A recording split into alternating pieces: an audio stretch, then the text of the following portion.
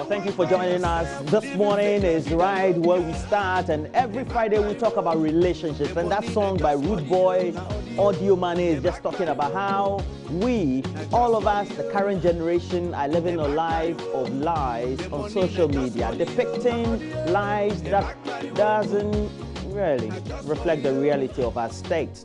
Now, what does it mean? It also means that you have to be true to yourself. And I hope that all of us will be true to our state and realize that the inner strength we have, the abilities we have, and how real and humble we are would also encourage others around us. You know, social media has got its good sides, but its negatives and the consequences thereof need to be looked at. That was a great song. And you can always get many of those songs on social media, especially on YouTube. And talking about YouTube, we have a channel there. You can watch us live, right now on YouTube through the channel, My Joy Online TV. Thank you for joining us this morning. It's a great time. And today, well, we have some great things to discuss. We'll look at the newspapers, we'll look at what stories we have, and we also know the MPP on the sidelines of all that we're about to discuss this morning.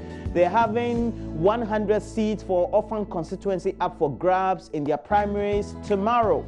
We are bringing to you that coverage live here on the show, but not before we speak to the Director of Elections. Evans Nimako was on the show this week, but also we'll pop into their stables to try to get what sense they have, how prepared they are as a party for that primary tomorrow. But in the meantime, for Dear AM, we have a letter from Charles Day from Kumasi, and this is what it says. It reads, AM, thank you for the good work you are doing. I have a big problem. I want help. My wife and I have been married for 14 and a half years, and as far as I know, I hide nothing from her. I am a finance person.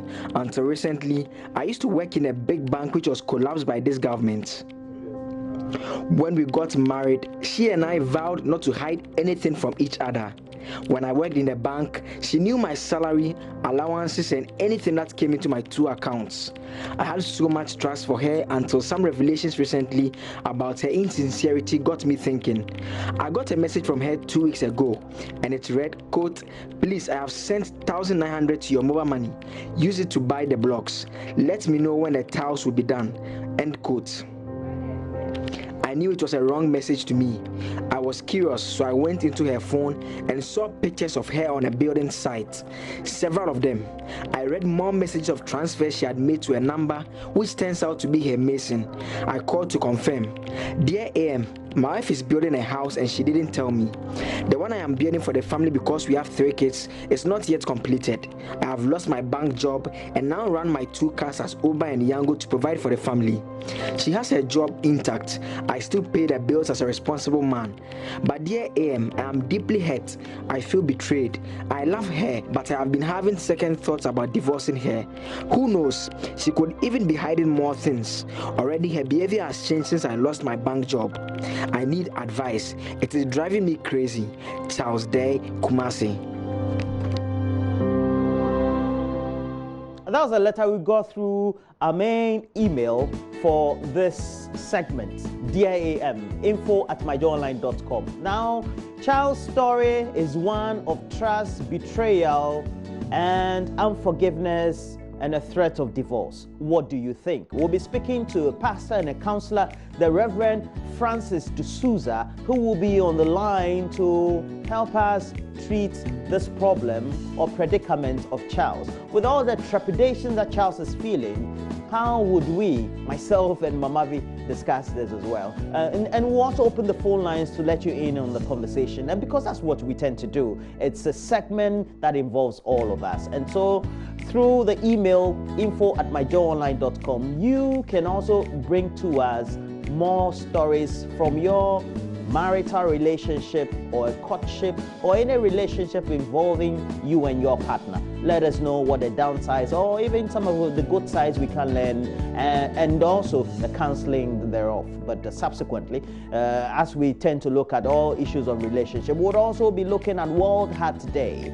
It falls this weekend, Sunday specifically. Now, World Heart Day gives people the power to be heart healthy. That is, have all of us our hearts as healthy as we could have it. In 2019, people are being asked all around the world to be heart heroes by making a heart promise to someone they love or care about. What a better way for us to discuss this than a Relationship Friday. A promise to eat healthily, get more active, say no to smoking, and other bad habits that tend to affect the heart. So make sure that you join us. We'll be having guests from Think Where, Casa Preco. You know, those a great beverage, alcoholic and non-alcoholic manufacturers. They're a big brand, but they also care about their brand, but more so, they care about all of us keeping our hearts healthy. But today on the show, we're hanging out with Episode.